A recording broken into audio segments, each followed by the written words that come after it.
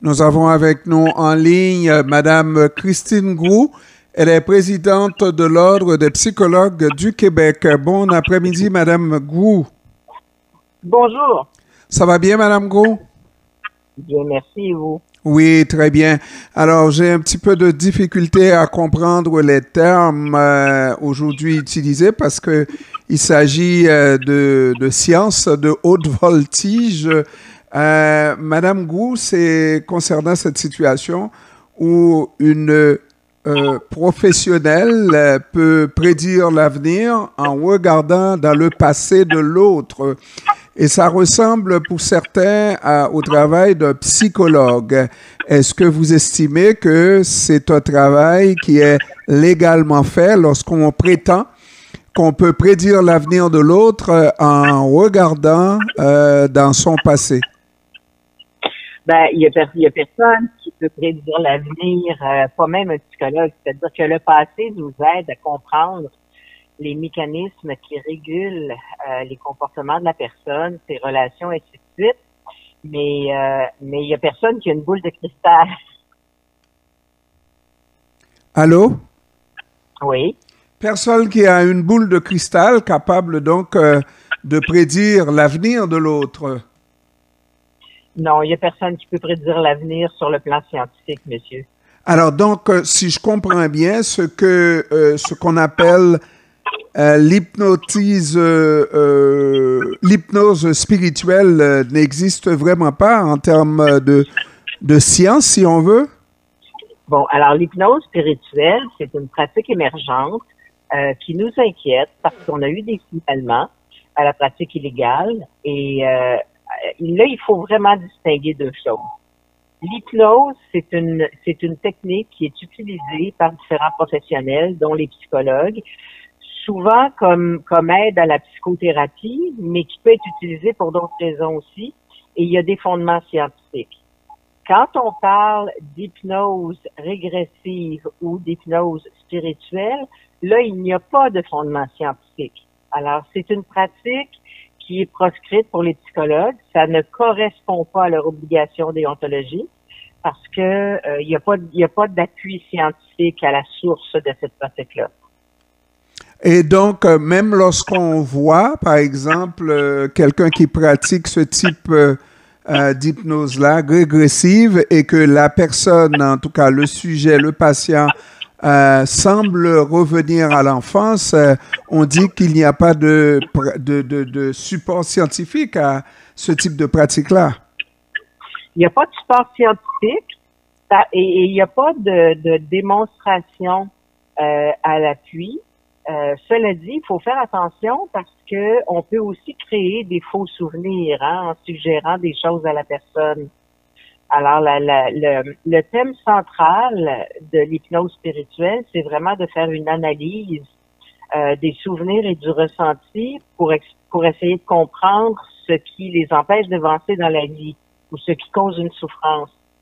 Alors, il y a des dangers à ça parce que, d'une part, on peut créer des faux souvenirs, d'autre part, c'est pas fondé et on peut générer une souffrance qu'on n'est pas capable de gérer par la suite. Donc, c'est tout à fait anormal. Ça peut davantage nuire au sujet que l'aider? Oui, c'est-à-dire que si un psychologue, par exemple, ou un professionnel membre d'un ordre pratiquait l'hypnose spirituelle, il contreviendrait aux principes scientifiques ou aux principes professionnels généralement reconnus. Et donc, ce serait une entrave à son compte de déontologie et il serait passible d'être emmené en discipline. Mm-hmm. Bon, dans le cas qui nous occupe, c'est quelqu'un qui n'est pas psychologue et qui pratique de cette manière, moyennant rétribution naturellement, et ce n'est pas gratuit, et qui prétend pouvoir, oui, aider de cette manière-là en rentrant dans le passé de l'autre, de son patient. Et vous, comme ordre des psychologues, vous estimez, j'imagine, qu'il s'agit d'une pratique illégale de la psychologie? Alors, la raison pour laquelle on pourrait considérer que c'est une pratique illégale, c'est parce que c'est une pratique qui est équivalente à la psychothérapie, et la psychothérapie, c'est une activité réservée. Alors, pourquoi on considère que c'est équivalent à la psychothérapie? Ben parce que on a un objectif thérapeutique, on va travailler dans l'inconscient de la personne et on veut travailler sur ce qui organise, ce qui régule la personne pour modifier ses façons de penser, son système émotionnel ou ses relations avec les autres. Donc, la psychothérapie est une activité réservée parce que c'est une activité qui est à haut risque de préjudice.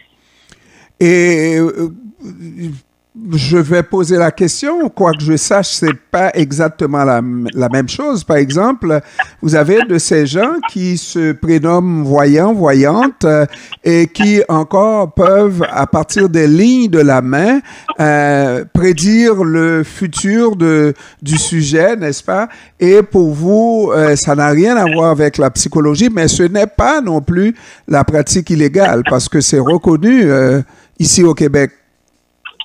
Mais ça n'a rien à voir. Regarder les lignes d'une main puis prédire l'avenir, non, ça n'a rien à voir avec la psychologie.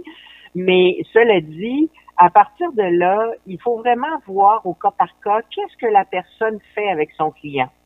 Quand elle fait de l'hypnose régressive ou de l'hypnose spirituelle, on travaille sur des blocages. Donc, on travaille sur des blocages qui font souffrir la personne et on essaie d'attribuer des causes à ces blocages-là. Et c'est là où on peut être beaucoup plus près de la psychothérapie. Mais comme je vous dis, il faut vraiment examiner qu'est-ce que la personne fait avec le client.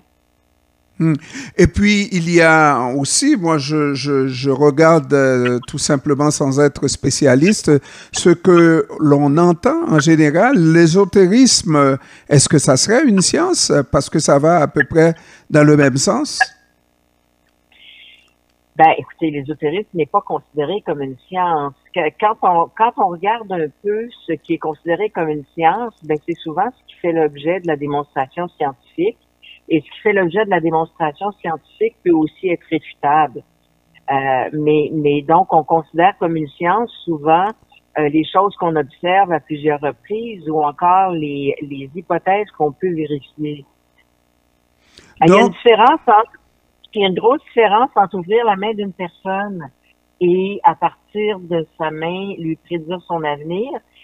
C'est très différent que de faire régresser la personne pour essayer d'aller dans son inconscient pour débloquer des souvenirs ou des conduites qui la font souffrir. Donc, si je comprends bien, tout ce qui est pas déclaré de par la loi illégal, tout type de pratique peut être faite légalement. Par exemple, l'ésotérisme est reconnu et publiquement et les gens qui pratiquent l'ésotérisme ne sont pas poursuivis pour pratique illégale de la psychologie, genre. Non, parce que l'ésotérisme n'est pas une activité réservée. Alors, les gens peuvent être poursuivis pour pratiquer des activités réservées et en santé, les activités réservées, si on pense par exemple au diagnostic des troubles mentaux, des troubles neuropsychologiques ou encore la psychothérapie, ce sont des activités réservées parce qu'elles sont à risque de préjudice. Bon, je vous dis pas qu'il n'y a pas des choses qui sont pas à risque de préjudice, mais ce ne sont pas des activités professionnelles réservées. L'ésotérisme n'est pas une activité professionnelle. C'est le cas de l'ésotérisme, mais d'autres pratiques plutôt douteuses qui chevauchent entre les marges, n'est-ce pas, peuvent faire l'objet de poursuites de pratiques illégales de la psychologie, oui?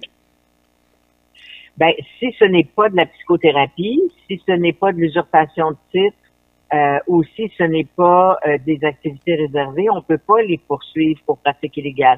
Ça ne veut pas dire que c'est pas dommageable. Mais malheureusement, les leviers que nous avons, on les a au regard des activités réservées en santé mentale. Et naturellement encore, et vous êtes limité et c'est lorsqu'on vous rapporte des faits et vous devez vraiment analyser pour voir s'il y a une quelque chose qui s'apparente dans la pratique à la psychologie pour savoir si indirectement la personne pratique la psychologie en prenant des faux fuyants, n'est-ce pas?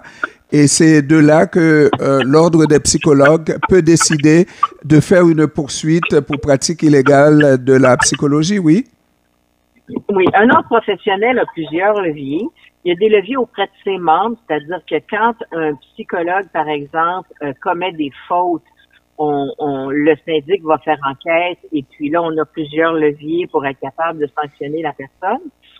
Si ce n'est pas un de nos membres et qu'il pratique des activités qui sont réservées à nos membres, à ce moment-là, on peut le poursuivre en pratique illégale. Voilà. Et dans le cas qui nous occupe, rapporté par le Journal de Montréal, est-ce qu'il y aura une poursuite éventuelle contre cette femme? Ben, les signalements sont confidentiels. Alors, je ne peux pas vous mentionner si la personne a fait l'objet d'un signalement. Ça devient public quand, justement, on va en poursuite. Voilà. Christine Groux, présidente de l'Ordre des psychologues du Québec, je vous remercie d'avoir pris du temps de nous accorder cette entrevue, Madame Groux. Ça m'a fait grand plaisir, monsieur. Merci. Au revoir. Au revoir.